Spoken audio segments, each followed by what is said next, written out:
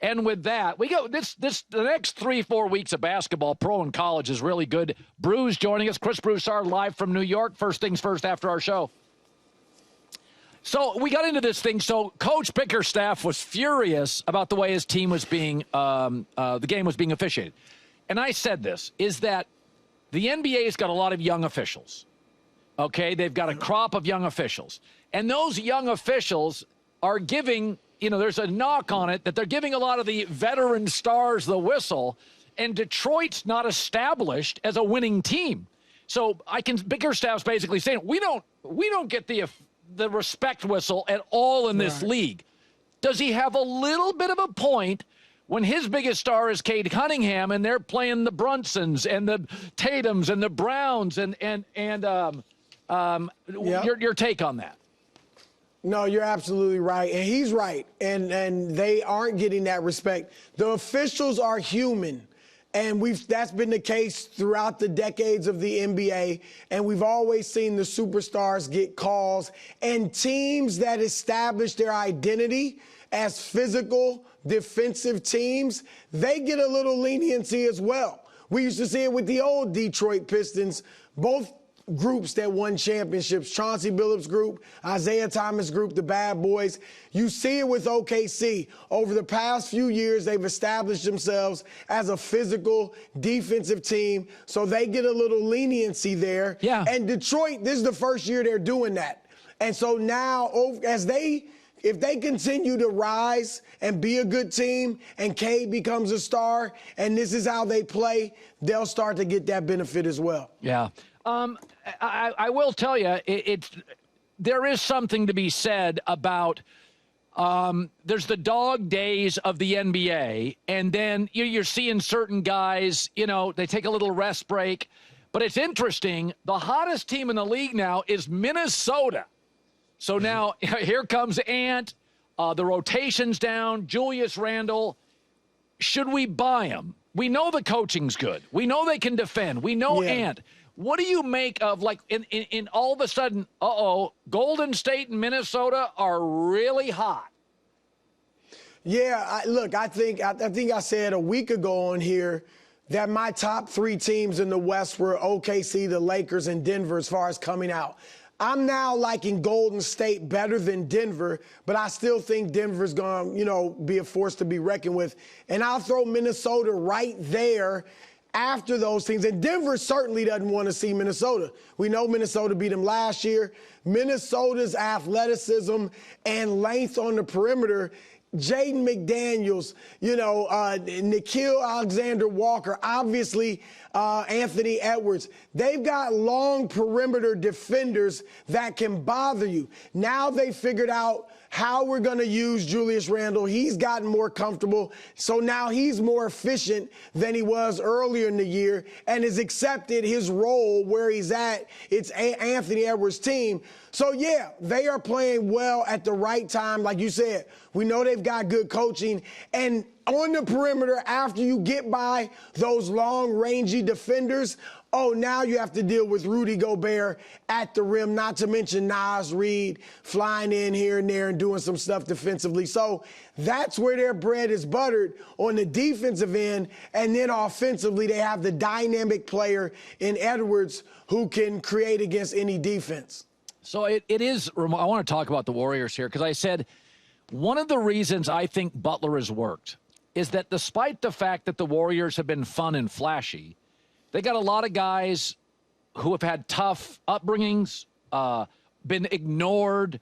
I mean, even Steve Kerr had the tragedy in his family. He was a fighter with Michael Jordan. I covered him. He's a tough guy. Jimmy Butler, Draymond Green, second round. Steph Curry had to go to Davidson. People didn't know if they were going to keep him or Monte Ellis. Is that there's a toughness and a resilience and a fight to Golden State. Now, we all know that Jimmy Butler's background, he's a fighter. But that's why I think KD ultimately didn't really fit the culture, and Butler does. Because that the Warriors have this sort of feistiness to them, and Butler's a perfect fit. But is he a better fit? I mean, is this a regular season thing, or do you take the Warriors seriously right now? It sounds like you do going forward. Yeah. Yeah, I do take him seriously because, like Butler, and it's interesting. You said, is this a regular season thing? We haven't even seen playoff Jimmy yet.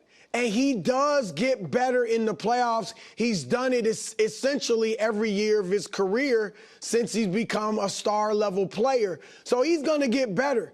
And I think he fits perfectly with Draymond because you're right. I mean, Steph was obviously doubted. He came from Davidson. Kerr was in a fight with Michael Jordan. I don't know if he was viewed as a tough guy, but, I get what you're saying. He had to overcome obstacles as well. But Draymond has kind of been the hub of that team as far as he gives them the toughness that they have. And now you've got a second guy in Butler who's just as tough as Draymond. And so now you got two guys who are pretty tough. They're obviously not a big team, but heck, there's not even tall teams in the NBA aren't incredibly physical anymore. And so I think they're tough enough. And, yeah, I think they're going to be a tough out. I give them a shot. I like the Lakers in the West. I've said that. OKC, I just think is young. OKC Golden State would be a tremendous series for me to watch because I would want to see, could Golden State, with their experience, overcome the youthful energy and skill and defense that the Thunder play with. But, yeah, I'm giving Golden State a chance in the West. So Josh Hart and Tibbs had a moment over the weekend where you saw them battle back and forth. Now, it's one thing in Phoenix where Budenholzer knows KD's gone. But Tibbs is battling with a crucial part of that team, Josh Hart. What did you make of that? Well, look, I think I said it on this show, Colin. The Knicks, if they go out like we all expect them to, let's face it, in the second round, maybe even the first round, but in the second round, and aren't incredibly competitive with Cleveland, or I should say Boston is probably who they could end up matching up with, then I think they need to make a coaching change. Not because Tibbs isn't great and hasn't done a very good job, but they need a new voice. The talent is there. Jalen Brunson, star. Karl Anthony Towns, star. Josh Hart, OG Anunoby, several other guys, really solid role players, and Tibbs has gotten a lot out of them. But we see this in the league. Obviously, Steve Kerr took that Golden State team to another level. But we're seeing it now. J.B. Bickerstaff is clearly a good coach. Did a great job in Cleveland. Now he's doing a great job in Detroit. But Cleveland just fired him because they needed a new voice. And now Kenny Atkinson is tremendous with Cleveland and probably will be coach of the year. And so I just think if they go out early, they're going to need a new voice to get to the next level where they can compete with Boston and Cleveland to try to win the East. All right, I'm going to let you go. You have a hoarse voice. You're going to save it for your show. Do you fill out a bracket? I got Auburn winning a natty. J-Mac will tell us tomorrow I have Auburn and Tennessee meeting. I think the SEC stacked. Do you have a team you like in the tournament, by the way? I like Duke, assuming Cooper Flagg can be Cooper Flagg. Maybe they could sit him out, obviously, for the first game, maybe even the second game. But if he can become, get back to playing 100%, then I like Duke. A lot of people like Florida, which certainly has a chance, but I'm going to go with Duke. Yeah, that wouldn't be bad. Fun to watch always. Hey, great seeing you, Brew. Get healthy, buddy. All right. All right.